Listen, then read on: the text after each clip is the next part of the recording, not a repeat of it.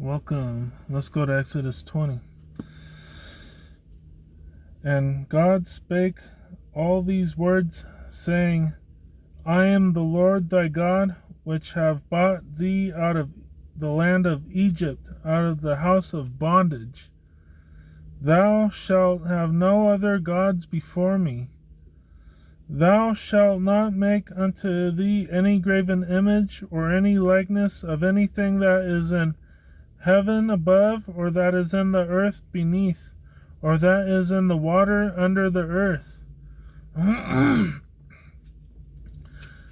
That goes for you who, okay, I'll move on. Thou shalt not bow down thyself to them, nor serve them. For I, the Lord thy God, am a jealous God, visiting the iniquity of the fathers upon the children unto the third and fourth generation of them that hate me. There were people that were worshiping the pharaohs and the kings and queens of Egypt. Well, maybe I don't know about the queens, but the pharaohs definitely. There were people worshiping them. So let's keep going. Verse 6. And showing mercy unto thousands of them that love me, and keep my commandments. And I'll read it again. Verse 6. And showing mercy unto thousands of them that love me, and keep my commandments. Thou shalt not take the name of the Lord thy God in vain, nor for the Lord will not hold him guiltless that taketh his name in vain. Remember the Sabbath day to keep it holy. 6 days shalt thou labor and do all thy work. But the seventh day is the Sabbath of the Lord thy God. In it thou shalt not do any work, thou, nor thy son, nor thy daughter, thy manservant, nor thy maidservant, nor thy cattle, nor thy stranger that is within thy gates. It goes from the top of the hierarchy to the bottom of the hierarchy. No one shall do any work on the seventh day. No one, absolutely no one. From the top of the hierarchy to the bottom of the hierarchy. So let's keep going. Verse 11. For in 6 days the Lord made heaven and earth, the sea, and all that in them is, and rested the seventh day. Wherefore the Lord blessed the Sabbath day and hallowed it. Honor thy father and thy mother, that thy days may be long upon the land which the Lord thy God giveth thee. First and foremost, in verse 13, thou shalt not kill. Thou shalt not commit adultery. That's for all you heathens out there. Verse 15, thou shalt not steal. Thou shalt not bear false witness against thy neighbor. Thou shalt not, and here's verse 17, with all the covetousness.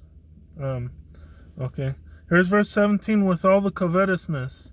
Thou shalt not covet thy neighbor's house. Thou shalt not covet thy neighbor's wife, nor his manservant, nor his maidservant, nor his ox, nor his ass, nor anything that is thy neighbor's.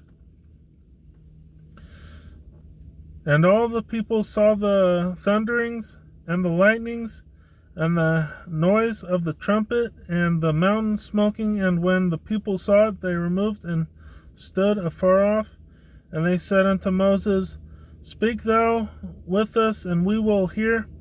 But let not God speak with us, lest we die. And Moses said unto the people, Fear not, for God is come to prove you, and that his fear may be before your faces, that ye sin not. And the people stood afar off, and Moses drew near unto the thick darkness where God was. And the Lord said unto Moses, Thus thou shalt say unto the children of Israel, Ye have seen that I have talked with you from heaven. Ye shall not make with me gods of silver, neither shall ye make unto you gods of gold.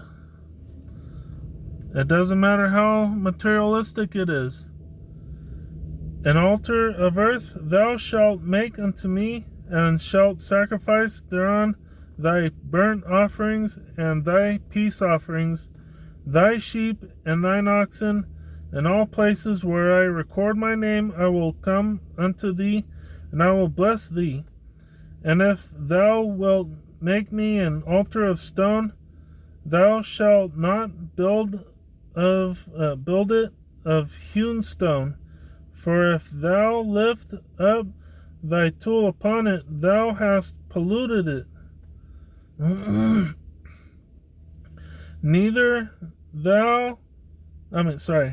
Verse 26. Neither shalt thou go up by steps unto mine altar, that thy nakedness be not discovered thereon.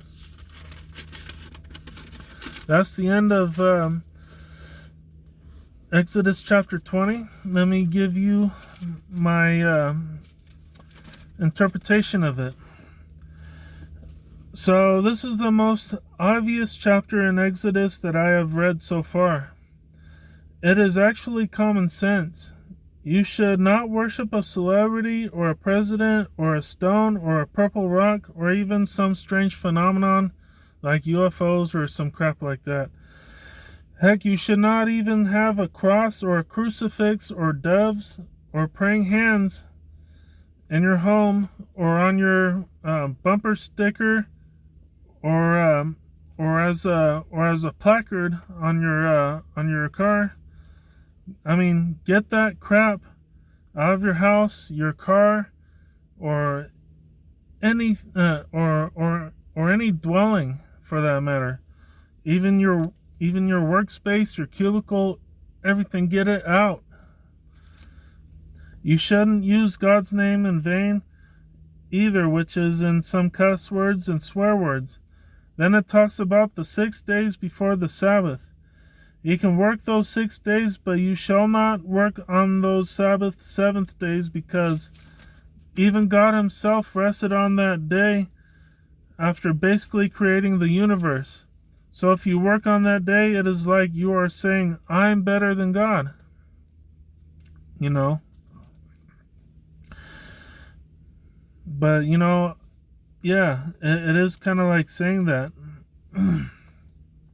Then it talks about a few commandments. Most of them talk about coveting, which is, okay. I'll read it over again. Then it talks about a few commandments. Most of them talk about coveting, which is like wanting something to an extreme, desiring something so extreme that you might become envious, or you're lustful of those things or material things or something like that. Most of them talk about coveting, or in other words, wrongfully desiring certain things, such as the neighbor's wife, which is also lust. And the first commandment was, thou shalt not kill. So what does that tell you? The first one is, thou shalt not kill. That is the most important thing.